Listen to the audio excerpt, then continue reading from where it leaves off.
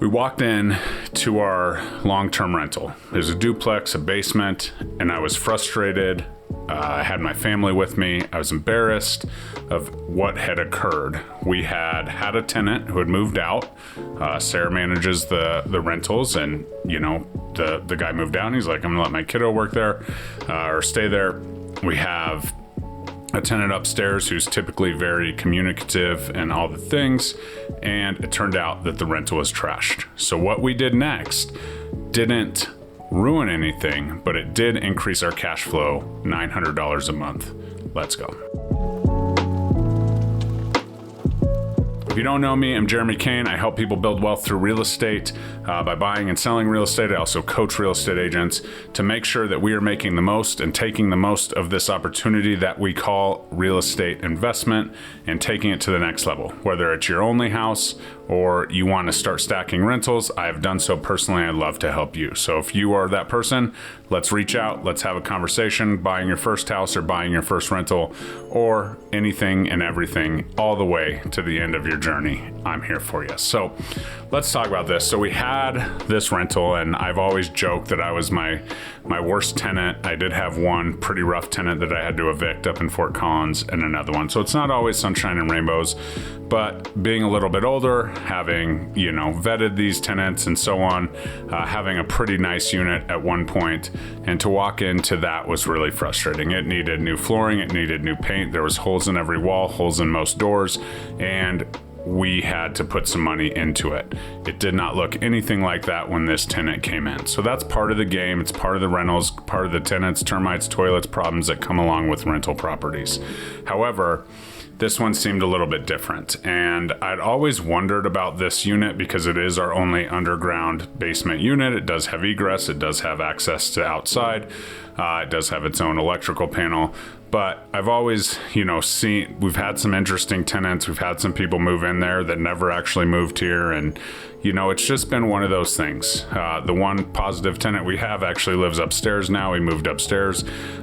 So it's always been one of those things where it's hard to find, that tenant. And I get it. It's a basement unit. It's a little bit darker.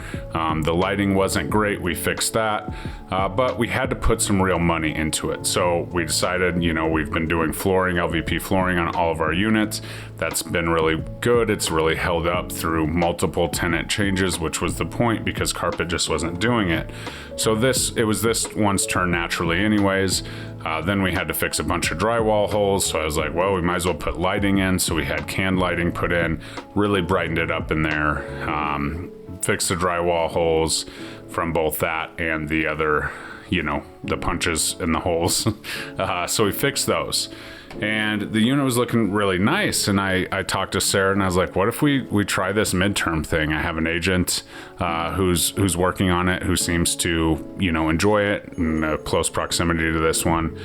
They've had great tenants, and maybe it's just a little bit different clientele that will come in, right? We have a shed that they can store their things, their bikes and skis and all of that right outside their door. Below grade maybe doesn't necessarily mean a bad thing because a lot of nurses work overnights or longer hours. We do have blackout curtains and all of that. So we went to it. And so Sarah kind of took this by the bull by the horns, started, doing all of the prep and, the design work and buying all the furniture. And she honestly did most of it. I say we, because it's kind of my vision. It's kind of my dream. And then she puts it in execution and absolutely crushes it. So we went ahead, we did this, we did all of it, took about a month. She ordered all of it.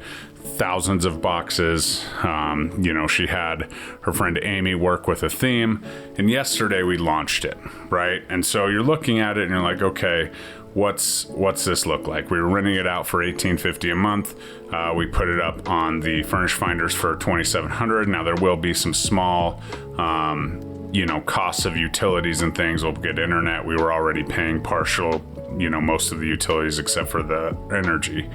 And so that it will definitely be something more. But within a day, boom, $2,700 a month, furnished, all utilities included, and we have a 6-month tenant who's inquiring. Will they come through? No, but that response tells us we're priced pretty right. And when you have a tenant in there, we get the turnover going, we get the cash flow going. Then we can see about, pricing it higher. The reason that travel nurses are in such high demand here in Colorado is because, they like to travel and all of that, but it's not just it's just not nurses, right? Traveling professionals that are going to be here for an extended amount of time. This is the perfect unit for them, because typically when they're coming in from out of state and they're, here in wonderful Colorado, they can, go ahead and do it. Now, it does fit into county guidelines as a longer term rental, even though it's, it just can't be below 30 days per the city guidelines. So, these people are on, 30, 60, 90, 180 day contracts. And so this gives them an opportunity to be close to the mountains, close to the interstate if they do need to get across to the Anschutz campus or whatever over there. So just a really good location. So we took a chance. And we did it, we furnished it. If it was a total flop, we'd have some furniture, we could sell it, we could take it up to our short-term rental up in Grand Lake. There was a lot of options. So we dove in full throttle. Sarah picked out the wallpaper, the pillows, the colors, everything. We replaced the vanity. And so we did some updates that we wouldn't have done. But all in, it's gonna be a pretty good deal. And if we're increasing our already pretty good cash flow, almost $1,000 a month, then that's a great win for us.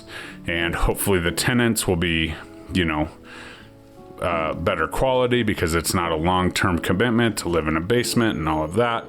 So we're very excited about the opportunity to take advantage of this and offer this home, keep it in tip-top shape, make sure the, sheets and linens and everything are great.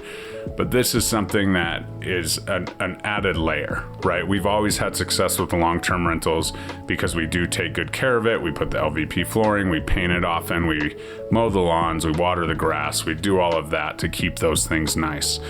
And so this was just a flex or a flexibility play that we thought maybe we would try. And so I'm excited to say we're really excited about it. But when you pull back and you look at this from a real estate perspective, what does that mean? What are we doing? Why does real estate provide options? This is something that we were frustrated with. We're trying this. We have the, legalities within the municipality to do so. And it's only going to benefit our overall investment in real estate. So that's the part about it. If you're frustrated with what's going on with an investment property, if you're frustrated in your primary home because it's not big enough and you're putting it on the market and it's sitting because you can't get the amount that you think you need, well, let's take a look. Let's look at the strategies. Is short-term renting available to you? Is long-term renting available, to you based on what you owe? Is it a good spot for a midterm rental? You have these different options that will produce different variables that we can talk through, and you can say, okay, yes, I don't want to deal with midterm rentals because, XYZ. Well, we have management companies that can do that. What's that look like versus a long-term rental and a property management company, and why? What are the pros and cons? Or I don't want to deal with a property management company, but I also don't want to be flipping it, every week, managing cleaners and so on. Maybe this midterm thing works. I can probably manage it myself. There's a, semi-long-term tenant. We have to change the door code. We have to get a cleaner in there once a month, and we go from there. We have to pay some utilities, maybe furnish it. So there are some things that come along with it. But at the end of the day, if the key fits, go ahead and do it, right? There are so many opportunities within real estate that people just don't think, okay, well, I can't rent it out long term. Well, if you hate where you live, but you have a great interest rate and it could be a great investment long term, but you've bought it in the last couple of years, well, yeah, let's look at renting it. If you get a long-term lease on it and you're only making, maybe it's even short, but it's getting you from point A to point B without selling an asset that, could be lucrative for you. This is something we need to look at. We need to look at all of our options. We need to see what we need, the money out of it, all of that. But the beauty of real estate is it does give you options. And this option is something that we explored, right? And we'll let you know how it turns out. It may be something that lasts, forever. It may be something that lasts a short amount of time.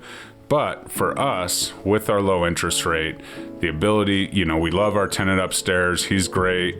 He's paying, a good rent because we keep the place nice and keep it kept up and all of it. And now we are able to hopefully pair him with, a couple people a year, right? Coming in for 3 months or 6 months or 9 months, and provide that peace, because if they're midterm renting, they're coming out here as a destination, they're going to spend a lot of their time in the mountains. They're going to spend a lot of time in the hills. They're going to spend a lot of time not necessarily there in the lower unit of a basement duplex. So it was cool to see the transition and all of that. But then when you step back and look, the overarching piece of it, and that real estate gives you flexibility, it absolutely is nice to be able to just make that flex. We're not going to have to sell the home. We're not going to have to, rent to a long-term renter and have maybe something like this happen again due to XYZ. So I hope this helps you guys understand the power of real estate and the power of making that flex and changing, on the fly. And I will keep you informed on how this goes. But as for now, we have interest and we will increase our cash flow $900 a month. And yes, the property is leveraged. There is a loan on the property. So we are increasing our cash flow to almost 250% of the mortgage, which is pretty incredible. So let's chat. Let's have a call anytime. I'm here for you. Book a consultation below and we'll talk soon.